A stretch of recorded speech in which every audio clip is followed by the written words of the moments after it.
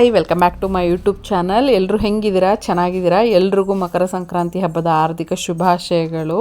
ಇದು ಹಬ್ಬದ ನಾಳೆ ವ್ಲಾಗ್ ಸ್ಟಾರ್ಟ್ ಮಾಡಿದೆ. ಫಸ್ಟೇ ಹೋಗಿ ಐಟಮ್ಸ್ ಎಲ್ಲ ತೊಗೊಂಬಂದ್ಬಿಡೋಣ ಅಂತ ಎಳ್ಳು, ಕಬ್ಬು, ಬೆಲ್ಲ, ಫ್ರೂಟ್ಸು, ಹೂವು ಏನೇನಿದೆ ಎಲ್ಲ ತಂದು ಸಾಯಂಕಾಲನೇ ಇಕ್ಕೊಂಬಿಟ್ರೆ ಬೆಳಿಗ್ಗೆನೇ ಎದ್ದು ಪೂಜೆ ಎಲ್ಲ ಮುಗಿಸ್ಕೋಬೇಕು.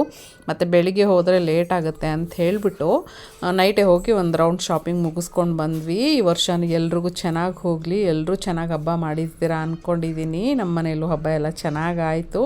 ಈ ವರ್ಷವೂ ಎಳ್ಳು ಬೆಲ್ಲ ತಿಂದು ಎಲ್ಲ ಒಳ್ಳೆ ಮಾತಾಡೋಣ, ಎಲ್ರಿಗೂ ಒಳ್ಳೆಯದಾಗಲಿ, ದೇವರು ಆಶೀರ್ವಾದ ಇರಲಿ. ಸ್ವಲ್ಪ ಶಾಪಿಂಗ್ ಮಾಡ್ಕೊಂಡು ಬಂದ್ವಿ. ನೆಕ್ಸ್ಟ್ ಡೇ ಮಾರ್ನಿಂಗ್ ಎದ್ಬಿಟ್ಟು ರಂಗೋಲಿ ಹಾಕ್ತಾಯಿದ್ದೆ. ಪ್ಲೀಸ್ ನನ್ನ ರಂಗೋಲಿ ನೋಡಿ ಯಾರು ಆಡ್ಕೊಬೇಡಿ. ನನಗೆ ಹೆಂಗೆ ಬರುತ್ತೋ ಸ್ವಲ್ಪ ಹಾಗೆ ಹಾಕಿದ್ದೀನಿ. ನನಗೆ ಗೊತ್ತಲ್ಲ ಅಷ್ಟು ರಂಗೋಲಿ ಹಾಕೋಕ್ಕೆ ಬರೋಲ್ಲ, ಬಟ್ ಏನೋ ಟ್ರೈ ಮಾಡಿದ್ದೀನಿ. ನಾಟ್ ಬ್ಯಾಡ್, ಅಷ್ಟು ಚೆನ್ನಾಗಿಲ್ಲ ಅಂತೆಲ್ಲ, ಒಂದು ನಾರ್ಮಲಾಗಿ ಚಿಕ್ಕದಾಗಿ ಪುಟ್ಟದಾಗ ಒಂದು ಹಾಕ್ತೆ ಚೆನ್ನಾಗಿರುತ್ತೆ ಅಂತ ಹೇಳಿಬಿಟ್ಟು ಆಮೇಲೆ ಅಲ್ಲಿಂದ ಫಸ್ಟು ಖಾರ ಪೊಂಗಲ್, ಸ್ವೀಟ್ ಪೊಂಗಲ್ ಅಡುಗೆ ಮಾಡ್ಕೊಂಬಿಡೋಣ, ಆಮೇಲೆ ಪೂಜೆ ಮಾಡ್ಕೊಳ್ಳೋಣ ಅಂತ ಹೇಳಿಬಿಟ್ಟು ಇವಾಗ ಖಾರ ಪೊಂಗಲ್ಗೆ ಫಸ್ಟು ಒಂದು ಕಪ್ ರೈಸ್ ತೊಗೊತಾ ಇದ್ದೀನಿ. ಜಾಸ್ತಿ ಮಾಡೋಕ್ಕೆ ಹೋಗಿಲ್ಲ, ಸ್ವಲ್ಪನೇ ಎಲ್ಲ ಮಾಡಬೇಕಾಗುತ್ತೆ ಅಂತ ಹೇಳಿಬಿಟ್ಟು ಜಾಸ್ತಿ ತೊಗೊಳಕ್ಕೆ ಹೋಗಿಲ್ಲ. 3/4 ಕಪ್ಪು ಹೆಸರುಬೇಳೆ ತೊಗೊಂಡಿದ್ದೀನಿ. ಅದಕ್ಕೆ ಸ್ವಲ್ಪ ತೊಗರಿಬೇಳೆ ಮಿಕ್ಸ್ ಮಾಡಿದ್ರೆ ಅದೊಂಥರ ಸಖತ್ ಟೇಸ್ಟ್ ಕೊಡುತ್ತೆ. ಬರೀ 2 ಹಾಕಿ ಮಾಡಿದ್ರೆ ತುಂಬ ಮುದ್ದೆ ಅನಿಸುತ್ತೆ.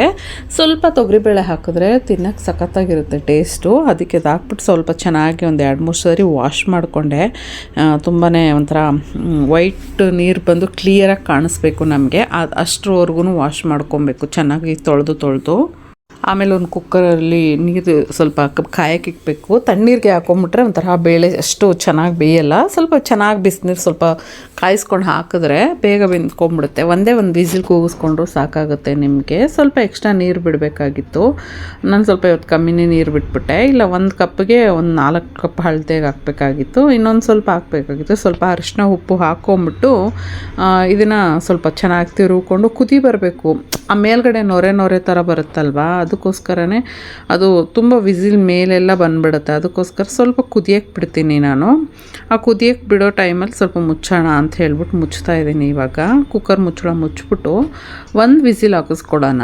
ಇವಾಗ ಈ ಟಿಶ್ಯೂ ಏನಕ್ಕೆ ಅಂತ ಹಾಕೋದು ಅಂತಂದರೆ ಅದು ಫುಲ್ಲು ಮೇಲ್ಗಡೆ ಎಲ್ಲ ಸಿಡಿದು ಒಂಥರ ಕರೆ ಥರ ಕಟ್ಬಿಡುತ್ತೆ. ಅದಕ್ಕೋಸ್ಕರ ಈ ಟಿಶ್ಯೂ ಹಾಕಿದ್ರೆ ನಮಗೆ ವಾಶ್ ಮಾಡಬೇಕಾದ್ರೆ ಅಷ್ಟು ತೊಂದರೆ ಇರಲ್ಲ, ಆರಾಮಾಗಿ ವಾಶ್ ಮಾಡ್ಕೋಬೋದು ಅಂದ್ಬಿಟ್ಟು ಅದು ಹಾಕ್ತೀನಿ. ಆಮೇಲೆ ಸೈಡಲ್ಲಿ ಹೋಲ್ ಇದೆಯಲ್ವ, ಅದರಿಂದ ಸ್ವಲ್ಪ ನೀರು ಎಗರುತ್ತೆ, ಅದನ್ನು ಇದು ಅವಾಯ್ಡ್ ಮಾಡುತ್ತೆ. ಅದಕ್ಕೋಸ್ಕರನೇ ಇವಾಗ 1 ವಿಸಿಲ್ ಕೂಗಿಸ್ಕೊಂಡಿದ್ದೆ. ಸ್ವಲ್ಪ ಗಟ್ಟಿ ಆಯಿತು ಅನಿಸ್ತು ನನಗೆ. ಈ ಥರ ಏನಾದರೂ ಗಟ್ಟಿ ಆದರೆ ಏನು ಟೆನ್ಷನ್ ಏನು ಪಡ್ಕೊಬೇಕಾಗಿಲ್ಲ. ಪಕ್ಕದಲ್ಲೇ ಒಂದು ಚೆನ್ನಾಗಿ ಕುದಿಯೋ ಬಿಸಿನೀರು ಹಾಕ್ಕೊಂಡು ನಿಮಗೆ ಯಾವ ಅಳತೆಗೆ ಬೇಕು ಅಂತ ಅಳತೆಗೆ ತೆಳ್ಳಗೆ ಬೇಕು ಅಂದರೆ ಇನ್ನು ಸ್ವಲ್ಪ ನೀರು ಹಾಕೋಬೋದು. ನಾವು ಇಷ್ಟೇ ಗಟ್ಟಿಯಾಗಿ ತಿಂತೀವಿ ಅಂತಂದರೂ ನೀವು ಇದೇ ಥರನೂ ಮಾಡ್ಕೋಬೋದು. ಅದಕ್ಕೆ ಜೀರಿಗೆ, ಮೆಣಸು ಮತ್ತು ಒಣಗಿದ ಮೆಣಸಿನ್ಕಾಯಿ ಬೇಕಂದರೆ ಹಾಕೋಬೋದು, ಇಲ್ಲಾಂದರೆ ಅವಾಯ್ಡ್ ಕೂಡ ಮಾಡ್ಕೋಬೋದು. ಸ್ವಲ್ಪ ಚಿಕ್ಕದಾಗಿ ಕಟ್ ಮಾಡಿರೋ ಶುಂಠಿ, ಆಮೇಲೆ ಹಸಿಮೆಣ್ಸಿನ್ಕಾಯಿ, ಸ್ವಲ್ಪ ಖಾರಕ್ಕೆ ಜಾಸ್ತಿ ಅಲ್ಲ, ತುಂಬಾ ದೊಡ್ಡವ್ರು ತಿಂತೀನಿ ಅಂದರೆ ಹಾಕೋಬೋದು. ಚಿಕ್ಕವ್ರಿಗೆ ನಾರ್ಮಲಾಗಿ ಮಾಡ್ತೀನಿ ಅಂತ ಹೇಳಿದ್ರೆ ನಾನು ಸ್ವಲ್ಪ ಎಲ್ಲದಕ್ಕೂ ಖಾರ ಕಮ್ಮಿನೇ ಹಾಕ್ತೀನಿ. ಯಾಕಂದರೆ ಇದು ನಾನು ಮಗುಗೇನೂ ಸಪ್ರೇಟಾಗಿ ಮಾಡಲ್ಲ, ಸೇಮ್ ಇದರಲ್ಲೇ ಕೊಡೋದ್ರಿಂದ ಸ್ವಲ್ಪ ಅವನಿಗೂ ಎಲ್ಲ ಅಭ್ಯಾಸ ಆಗಲಿ ಅಂತ ಹೇಳ್ಬಿಟ್ಟು ನಾವೇ ಸ್ವಲ್ಪ ಖಾರ ಕಮ್ಮಿ ಹಾಕ್ಕೊತೀವಿ. ಅದಕ್ಕೋಸ್ಕರನೇ, ಇಲ್ಲಾಂದರೆ ನಾನು ಸ್ವಲ್ಪ ಖಾರ ಪೊಂಗಲ್ ಜಾಸ್ತಿ ಖಾರ ಹಾಕ್ಬಿಟ್ಟು ಮಾಡ್ತೀನಿ, ಚೆನ್ನಾಗಿರುತ್ತೆ ಟೇಸ್ಟು. ನೀವು ಒಂದು ಎಕ್ಸ್ಟ್ರಾ ಇನ್ನೊಂದು 4-5 ಮೆಣಸಿನ್ಕಾಯಿ ಹಾಕ್ಕೊಬೋದು. ನಾನು 2 ಹಾಕ್ಕೊಂಡಿದ್ದೀನಿ ದೊಡ್ಡದು. ಆಮೇಲೆ ಸ್ವಲ್ಪ ಒಗ್ಗರಣೆಗೆ ಅಂತ ಟೇಸ್ಟಾಗಿರಲಿ ಅಂದ್ಬಿಟ್ಟು ಚೆನ್ನಾಗಿ ಅದನ್ನು ಫ್ರೈ ಮಾಡ್ಕೊತಾ ಇದ್ದೀನಿ. ಇವಾಗ ಕೊಬ್ಬರಿನೂ ಅಷ್ಟೇ, ಇದನ್ನು ಅಷ್ಟೇ ನಿಮ್ಮ ಅಳತೆ, ಎಷ್ಟು ಜಾಸ್ತಿ ಬೇಕಂದರೆ ಜಾಸ್ತಿ ಬೇಡ ಕಮ್ಮಿ ತಿಂತೀನಿ ಅಂದರೆ ಅಷ್ಟು ಹಾಕೋಬೋದು. ನಾನು 1 ಕಪ್ ಅಳತೆಗೆ ಹಾಕ್ಕೊಂಡಿದ್ದೀನಿ. ಚೆನ್ನಾಗಿರುತ್ತೆ ಇದು, ಮಧ್ಯೆ ತಿನ್ನೋವಾಗ ಬಾಯಿಗೆ ಸಿಗ್ತಾಯಿದ್ರೆ ಅದು ಒಂಥರ ಟೇಸ್ಟ್ ಚೆನ್ನಾಗಿ ಕೊಡುತ್ತೆ. ಇವಾಗ ಸ್ವಲ್ಪ ಕರಿಬೇವು ಕೂಡ ಹಾಕೋಬೇಕು ನಾವು. ಲಾಸ್ಟಲ್ಲಿ ಹಾಕ್ಕೊಂಡ್ರೆ ಅದೊಂಥರ ಇನ್ನು ಫಸ್ಟೇ ಹಾಕೊಂಬಿಟ್ರೆ ಏನಾಗುತ್ತೆ ಗೊತ್ತಾ, ಒಂಥರ ಕಲರ್ ಚೇಂಜಾಗಿ ಹೋಗುತ್ತೆ. ಅದಕ್ಕೆ ಎಲ್ಲ ಹಾಕಿ ಎಲ್ಲ ನೀಟಾಗಿ ಫ್ರೈ ಆಗಿ ಇನ್ನು ಇಳಿಸೋದು ಒಂದು 2 ನಿಮಿಷ ಅಂದ್ಬಿಟ್ಟು ನೀವು ಕರಿಬೇವು ಹಾಕ್ಕೊಂಡ್ರೆ ಆ ಫ್ಲೇವರು, ಆ ಗ್ರೀನಿಶ್ನೆಸ್ಸು ಎಲ್ಲ ಚೆನ್ನಾಗಿ ಹಾಗೆ ಇರುತ್ತೆ. ಅದಕ್ಕೋಸ್ಕರ ನಾನು ಹಾಕ್ಕೊತಾ ಇದ್ದೀನಿ. ಇವಾಗ ನೋಡಿ ಎಲ್ಲ ಫ್ರೈ ಆಯಿತು ನೀಟಾಗಿ. ಇದಕ್ಕೆ ಸ್ವಲ್ಪ ತುಪ್ಪ ಅಂತೂ ನಿಮ್ಗೆ ಎಷ್ಟು ಬೇಕೋ ಅಷ್ಟು ಹಾಕೊಬೋದು. ಸಖತ್ತಾಗಿರುತ್ತೆ ಮಾತ್ರ ಟೇಸ್ಟು. ನಾನು ಸ್ವಲ್ಪ ಇವತ್ತು ಹಬ್ಬ ಆಗಿರೋದ್ರಿಂದ ಸ್ವಲ್ಪ ಜಾಸ್ತಿನೇ ಹಾಕ್ಕೊಂಡಿದ್ದೀನಿ ತುಪ್ಪನ. ನಿಮಗೆ ಬೇಕಂದರೆ ಕಪ್ಪಿಮು ಮಾಡ್ಕೊಬೋದು. ಇದನ್ನು ಹಾಕಿ ಚೆನ್ನಾಗಿ ಮಿಕ್ಸ್ ಮಾಡ್ಕೋಬೇಕಾಗುತ್ತೆ ನಮಗೆ. ಯಾಕಂದರೆ ಬಿಸಿ ಇರುವಾಗಲೇ ಚೆನ್ನಾಗಿ ಮಿಕ್ಸ್ ಮಾಡಿಕೊಂಡ್ರೆ ಆ ತುಪ್ಪ ಎಲ್ಲ ಹೊಂದ್ಕೊಂಬಿಡುತ್ತೆ ಖಾರ ಪೊಂಗಲ್ಗೆ. ಅದು ಮಾಡಿ ಸೈಡ್ಗೆ ಇಟ್ಬಿಟ್ಟು ಇವಾಗ ಸ್ವೀಟ್ ಪೊಂಗಲ್ಗೆ ಅಂತ ಹೇಳಿಬಿಟ್ಟು ಹಾಲು ಹಾಕ್ಕೊತಾ ಇದ್ದೀನಿ. ಆ್ಯಕ್ಚುಲಿ ಈ ಥರ ಮಾಡ್ತಾ ಇರೋದು ನಾನು ಫಸ್ಟ್ ಟೈಮು. ಯಾವಾಗಲೂ ನಾನು ಕುಕ್ಕರಲ್ಲಿ ಹೆಸರುಬೇಳೆ ಮತ್ತು ರೈಸು ಎರಡೂ ಹಾಕಿ ಬೇಯಿಸ್ಕೊಂಬಿಟ್ಟು ಆಮೇಲೆ ಪಾಕ ಹಾಕಿ ಮಿಕ್ಸ್ ಮಾಡಿ ಮಾಡ್ಕೊತಾ ಇದ್ದೆ. ಈ ಸರಿ ಏನೋ ಸ್ವಲ್ಪ ಸ್ಪೆಷಲಾಗಿ ಮಾಡೋಣ ಅಂತ ಹೇಳ್ಬಿಟ್ಟು ಬೇರೆ ಥರ ಟ್ರೈ ಮಾಡೋಣ, ಚೆನ್ನಾಗಿ ಬರುತ್ತೇನೋ ಅಂತ ಹೇಳ್ಬಿಟ್ಟು ಫಸ್ಟೇ ಹಾಲೆಲ್ಲ ಚೆನ್ನಾಗಿ ಕಾಯಿಸ್ಕೊಂಡು ಕುದಿಸ್ಬಿಟ್ಟು ಅದಕ್ಕೆ ನೆನೆಸಿರೋ ಅಕ್ಕಿ ಮತ್ತು ಹೆಸರುಬೇಳೆನ ಚೆನ್ನಾಗಿ ತೊಳೆದ್ಬಿಟ್ಟು ಸ್ವಲ್ಪ ಹೊತ್ತು ನೆನೆಸ್ಕೊಂಡು ಅದನ್ನು ಹಾಕ್ಕೊತಾ ಇದ್ದೀನಿ. ಅದು ಹಾಕ್ಕೊಂಡು ಪಕ್ಕದಲ್ಲೇ ಬೆಲ್ಲದ ಪಾಕಕ್ಕೂ ಇಟ್ಕೊತಾ ಇದ್ದೀನಿ. ಡೈರೆಕ್ಟಾಗಿ ಬೆಲ್ಲ ಹಾಕೋಬೋದು ನಾವು, ಬಟ್ ಡೈರೆಕ್ಟಾಗಿ ಬೆಲ್ಲ ಹಾಕ್ಕೊಂಡ್ರೆ ಏನು ಗೊತ್ತಾ, ತಳದಲ್ಲಿ ತುಂಬ ಮಣ್ಣು ಕಲ್ಲು ಕಸ ಅಂತ ಅದು ಇದು ಎಷ್ಟೇ ಕ್ವಾಲಿಟಿ ಬೆಲ್ಲ ತೊಗೊಂಬನ್ನಿ ಅದು ಸಿಕ್ಕೇ ಸಿಕ್ಕುತ್ತೆ. ಅದಕ್ಕೆ ನಾನು ಅದನ್ನು ಸ್ವಲ್ಪ ಕಾಯಿಸ್ಕೊತಾ ಇದ್ದೀನಿ. ಹಾಗೆ ಪಕ್ಕದಲ್ಲಿ ಗೆಣಸು ಮತ್ತು ಕಡಲೆಕಾಯಿ ಎಲ್ಲ ತೊಗೊಂಡು ಬಂದಿದ್ವಿ, ಅದನ್ನು ಹಾಕ್ತಾಯಿದ್ದೀನಿ. ಅವರೆಕಾಯಿ ಸಿಕ್ಕಲಿಲ್ಲ ಇವಾಗ ನನಗೆ, ಯಾಕೆ ಅಂತ ಗೊತ್ತಿಲ್ಲ, ಎಲ್ಲಿ ನೋಡಿದ್ರು ಅವರೆಕಾಯೇ ಸಿಕ್ಕಲಿಲ್ಲ. ಅದಕ್ಕೋಸ್ಕರ ಇಲ್ಲಾಂದರೆ ಅವರೆಕಾಯಿ ಕೂಡ ಹಾಕಿರ್ತಾಯಿದ್ದೆ. ಅದನ್ನು ಪಕ್ಕದಲ್ಲಿ ಒಂದು ವಿಸಿಲ್ಗೆ ಅಂತ ಕೂಗಿಸ್ಕೊತಾ ಇದ್ವಿ. ನೋಡಿ ಇವಾಗ ಹೆಸರುಬೇಳೆ ರೈಸ್ ಎಲ್ಲ ಬೇಕಿಟ್ಟಿದ್ವಲ್ಲ, ಅದೆಲ್ಲ ಒಂದು 3/4% ಬೆಂದಾಗ ನೀವು ಪಕ್ಕದಲ್ಲೇ ಪಾಕ ಕಾಯಕ್ಕೆ ಇಟ್ಕೊಳ್ಳಿ. ನಾನು ಸ್ವಲ್ಪ ಇವತ್ತು ಸ್ವಲ್ಪ ಸ್ವೀಟ್ ಜಾಸ್ತಿನೇ ಇರಲಿ ಅಂತ ಹೇಳ್ಬಿಟ್ಟು ಎಕ್ಸ್ಟ್ರಾ ಒಂದು ಇಷ್ಟು ಅಳತೆಗೆ ನಾನು ಆಲ್ಮೋಸ್ಟ್ 1 kg ಬೆಲ್ಲ ಪಾಕ ಕಾಯಿಸ್ಕೊಂಡಿದ್ದೀನಿ. ನಾನು ಎಲ್ಲನೂ ಒಂದೇ ಸರಿಗೆ ಹಾಕಲ್ಲ, ಯಾಕಂದರೆ ಸ್ವಲ್ಪ ಸ್ವಲ್ಪನೇ ಹಾಕ್ಕೊತಾ ಇದ್ದೀನಿ. ಯಾಕಂದ್ರೆ ನಾನು ಟೇಸ್ಟ್ ನೋಡಲ್ಲ, ದೇವರಿಗೆ ನೈವೇದ್ಯಕ್ಕೆ ಇಡುವಾಗ ನಾನು ಟೇಸ್ಟ್ ನೋಡಿ ಮಾಡಲ್ಲ. ಅದಕ್ಕೆ ನಾನು ಕಲರಲ್ಲೇ ಗೊತ್ತಾಗುತ್ತೆ ಜಾಸ್ತಿ ಆಗುತ್ತಾ ಕಮ್ಮಿ ಆಗುತ್ತಾ ಅಂತ ಹೇಳ್ಬಿಟ್ಟು. ಅದಕ್ಕೆ ನಾನೇನು ಮಾಡ್ತೀನಿ, ಸ್ವಲ್ಪ ಸ್ವಲ್ಪ ಸ್ವಲ್ಪ ಅಂತ ಕಾಯಿಸ್ಬಿಟ್ಟು ಆವಾಗ ಹಾಕೋತಾ ಇರ್ತೀನಿ. ನೋಡಿ ಇವಾಗ ಈ ಕಲರ್ ಬಂದಿದೆ ಅಲ್ವಾ, ಇದು ಅದರಲ್ಲೇ ಬೆಂದು ಫುಲ್ಲು ತುಪ್ಪದಾರ ಆಗೋಗ್ಬೇಕು. ಆವಾಗ ನಿಮಗೆ ದೇವಸ್ಥಾನದಲ್ಲಿ ಪ್ರಸಾದ ಕೊಡ್ತಾರಲ್ಲ ಆ ಲೆವೆಲ್ಗೆ ಬರುತ್ತೆ. ಯಾವಾಗ್ಲೂ ಇಷ್ಟು ಚೆನ್ನಾಗಿ ಪೊಂಗಲ್ ಬಂದಿದ್ದೇ ಇಲ್ಲ. ಮಾಡಿದ್ದೀನಿ ಮೊನ್ನೆನೂ ನಮ್ಮ ಮನೆ ದೇವ್ರ ದೇವಸ್ಥಾನಕ್ಕೆ ಹೋಗ್ತಾಯಿದ್ವಿ, ಆವಾಗಲೂ ಮಾಡಿದೆ. ಯಾಕೋ ಅವತ್ತೂ ಅಷ್ಟು ತುಂಬ ಮಾಡಿದ್ದೆ, ಓಕೆ, ಅದಕ್ಕಷ್ಟು ಟೇಸ್ಟ್ ಬರಲಿಲ್ಲ ಅನಿಸುತ್ತೆ ನನಗೇನೋ. ಈ ಸರಿ ಮೀಡಿಯಮ್ ಕ್ವಾಲಿಟಿಯಾಗಿ ಸ್ವಲ್ಪನೇ ಮಾಡು, ಜಾಸ್ತಿ ಮಾಡಬೇಡ, ಟೇಸ್ಟಿಯಾಗಿ ಮಾಡು ಅಂತ ಹೇಳಿದರು. ಅದಕ್ಕೋಸ್ಕರನೇ ಇವಾಗ ಅದು ಪಕ್ಕದಲ್ಲಿ ಮಾಡ್ತಾ ಇರ್ಬೇಕಾದ್ರೆ ಇನ್ನೊಂದರಲ್ಲಿ ಸ್ವಲ್ಪ ತುಪ್ಪ ಹಾಕ್ಕೊಂಡು ಇದಕ್ಕೂ ದ್ರಾಕ್ಷಿ ಗೋಡಂಬಿ ಎಲ್ಲ ಹಾಕ್ಕೊತಾ ಇದ್ದೀವಿ. ಒಬ್ಬೊಬ್ರು ಏನು ಮಾಡ್ತಾರೆ, ಕಾಯಿನ ತುರಿದು ಹಾಕ್ಕೊತಾರೆ, ನಾನು ಕಟ್ ಮಾಡಿ ಹಾಕ್ಕೊತಾ ಇದ್ದೀನಿ. ಕಟ್ ಮಾಡಿ ಹಾಕಿದ್ರೆ ಇನ್ನೂ ಚೆನ್ನಾಗಿರುತ್ತೆ ಅಂತ. ಅದನ್ನು ಸ್ವಲ್ಪ ತುಪ್ಪದಲ್ಲಿ ಕರ್ಕೊಂಡ್ರೆ ಇನ್ನೂ ಟೇಸ್ಟ್ ಚೆನ್ನಾಗಿರುತ್ತೆ ಅಂತ ಹೇಳ್ಬಿಟ್ಟು ಇವತ್ತೆಲ್ಲ ಹೊಸ ಪ್ರಯತ್ನ ಚೆನ್ನಾಗಿರುತ್ತೆ ಅಂದ್ಬಿಟ್ಟು ದೇವ್ರಿಗೆ ಎಕ್ಸ್ಟ್ರಾ ಇವತ್ತು ಮಾಡ್ತಾ ಇರೋದ್ರಿಂದ ಸ್ವಲ್ಪ ಗೋಡಂಬಿ ದ್ರಾಕ್ಷಿ ಎಲ್ಲನೂ ಸ್ವಲ್ಪ ಎಲ್ಲ ಜಾಸ್ತಿನೇ ಇವತ್ತು ಹಾಕ್ಕೊತಾ ಇದ್ದೀನಿ.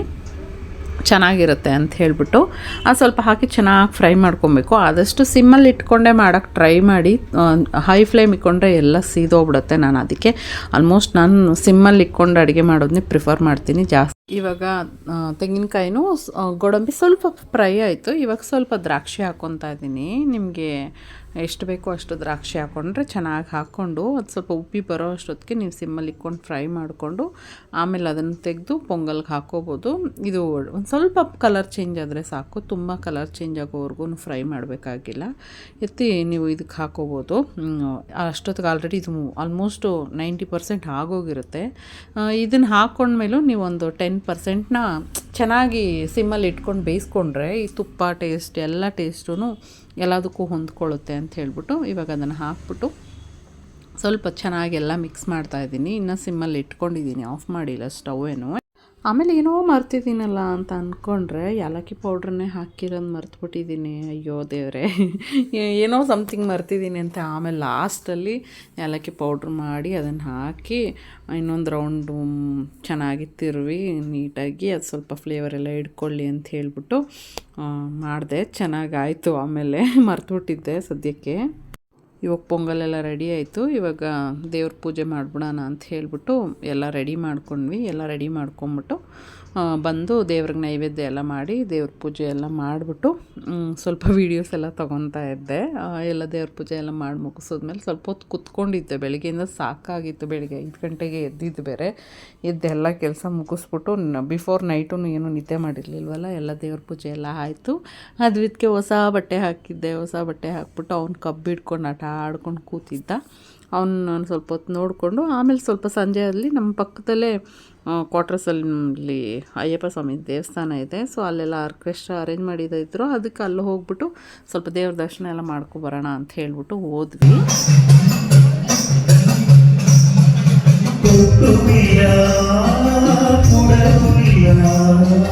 ಮಲಯಾಳಕ್ಕೆಲ್ಲ ಹಾಡಾಡ್ತಾ ಇದ್ರ, ಬಟ್ ಕೇಳೋಕ್ಕೆ ಚೆನ್ನಾಗಿತ್ತು. ಬಟ್ ಏನು ಅಂತ ಅರ್ಥ ಆಗಲಿಲ್ಲ. ಆರಾಮಾಗಿ ಸ್ವಲ್ಪ ಹೊತ್ತು ಅಲ್ಲೇ ನಿಂತ್ಕೊಂಡು ಎಲ್ಲ ನೋಡಿಕೊಂಡು ಆಮೇಲೆ ದೇವಸ್ಥಾನದ ಒಳಗಡೆ ಹೋಗೋಣ ಅಂತ ಹೋದ್ವಿ. ಅಲ್ಲಿ ಇನ್ನು ಎಂಟ್ರೆನ್ಸ್ ಕ್ಲೋಸ್ ಮಾಡಿದರು ಹೊರಗಡೆ. ಅವಾಗ ಕ್ಲೋಸ್ ಮಾಡ್ತಾ ಇರ್ತಾರೆ ಮಹಾಮಂಗಳಾರತಿಗೆ ಅಂತ ಹೇಳಿಬಿಟ್ಟು. ಅವಾಗ ನಾವು ಹೊರಗಡೆ ಸ್ವಲ್ಪ ಹೊತ್ತು ವೆಯ್ಟ್ ಮಾಡ್ಕೊಂಡಿದ್ವಿ. ಅಯ್ಯಪ್ಪ ಸ್ವಾಮಿದಲ್ವಾ, ಅವತ್ತು ನೈಟ್ ಎಲ್ಲ ಆರ್ಕೆಸ್ಟ್ರಾ ಇರುತ್ತೆ ಮತ್ತು ಪಲ್ಲಕ್ಕಿಗಳು ಮಾಡ್ತಾರೆ. ಸಿಕ್ಕಾಬಟ್ಟೆ ಜನ ಇದ್ದರು. ನಾವು ಹೋದ್ವಿ. ಅಷ್ಟೊತ್ತಿಗೆ ಒಳಗಡೆ ಬಿಡೋಕ್ಕೆ ಸ್ಟಾರ್ಟ್ ಮಾಡಿದ್ರು. ನೋಡಿ ಅಯ್ಯಪ್ಪ ಸ್ವಾಮಿ ದೇವ್ರದ್ದು ಎಷ್ಟು ಚೆನ್ನಾಗಿದೆ ಗೊತ್ತಾ ಈ ಫೋಟೋ. ಅಲ್ಲಿ ಹೋದಾಗೆಲ್ಲ ಅದೇ ನೋಡ್ತೀನಿ. ಒಳಗಡೆ ಎಲ್ಲ ವೀಡಿಯೋ ಮಾಡೋ ಹಾಗಿಲ್ಲ ಅಲ್ಲಿ, ಅದಕ್ಕೋಸ್ಕರ ಒಳಗಡೆ ಹೋಗಿ ವೀಡಿಯೋ ಮಾಡೋಕ್ಕಾಗಿಲ್ಲ. ಮತ್ತು ಹೊರಗಡೆ ಬಂದ್ವಿ. ದೇವಸ್ಥಾನದ ಒಳಗಡೆ ದೇವ್ರ ದರ್ಶನ ಎಲ್ಲ ಮುಗಿಸ್ಕೊಂಡು ಸೂಪರಾಗಿತ್ತು. ಹೆಂಗೆ ಕಾಣಿಸ್ತು ಅಂದರೆ ಹೋಗಿದ್ದೆ ಚೆನ್ನಾಗಿ ಡೋರ್ ಓಪನ್ ಆಯಿತು, ಚೆನ್ನಾಗಿ ದೇವ್ರ ದರ್ಶನ ಆಯಿತು. ಮನಸ್ಸಿಗಂತೂ ಸೂಪರಾಗಿ ಒಂಥರ ಏನೋ ಚೆನ್ನಾಗಿ ಅನ್ನಿಸ್ತು. ದೇವಸ್ಥಾನಕ್ಕೆ ಹೋಗ್ಬಿಟ್ಟು ಇವಾಗ ದೇವರ ದರ್ಶನ ಎಲ್ಲ ಮುಗಿಸ್ಕೊಂಡು ಮನೆಗೆ ಹೋಗ್ತಾ ಇದ್ದೀವಿ. ಫುಲ್ ರಶ್ ಇದ್ರು, ಜನ ಮಾತ್ರ ಸಕ್ಕದಾಗಿದ್ರು. ಆರ್ಕೆಸ್ಟ್ರಾ ನಡೀತಾ ಇತ್ತು ಇವತ್ತು ಬೇರೆ. ಚೆನ್ನಾಗಿ ಕೇಳಕ್ಕೆ ಸಾಂಗ್ಸು ಮಲಯಾಳ ಸಾಂಗ್ಸ್ ಬೇರೆನಾ, ಅರ್ಥ ಆಯ್ತಾ ಇರಲಿಲ್ಲ. ಕೇಳ್ಕೊಂಡಿದ್ದೆ ನಾನು, ಚೆನ್ನಾಗಿ ಅನ್ನಿಸ್ತಾ ಇತ್ತು. ನಿಜಾನ ರೀ, ಬೆಳಿಗ್ಗೆಯಿಂದ ಕೆಲಸ ಮಾಡಿ ಮಾಡಿ ಮಾಡಿ ಸಾಕಾಗಿದೆ. ಇವಾಗ ಹೋಗ್ಬಿಟ್ಟು ಮನೆಗೆ ಊಟ ಗೀಟ ಮಾಡಿಬಿಟ್ಟು ಸ್ವಲ್ಪ ರೆಸ್ಟ್ ಮಾಡಿಬಿಟ್ಟು ಬಿಗ್ ಬಾಸ್ ನೋಡಿಕೊಂಡು ಮಲಗೋದೆ, ಸಾಕಾಯಿತು. ಮತ್ತೆ ಬೆಳಿಗ್ಗೆ ಸ್ಕೂಲ್ ಇದೆ. ಫುಲ್ಲು ಖಾಲಿ ಎಲ್ಲ ಕಡೆ, ಕೊಬ್ಬೆಲ್ಲ ಮಾರ್ಕೆಟ್. ಇಂಡಿಯವ್ರು ಮಾತ್ರ ಎಲ್ಗೂ ಹೋಗಲ್ಲ, ಗೋಲ್ಗೊಬ್ಬ ಮಾತ್ರ ಯಾವತ್ತೂ ಇರುತ್ತಲ್ಲ.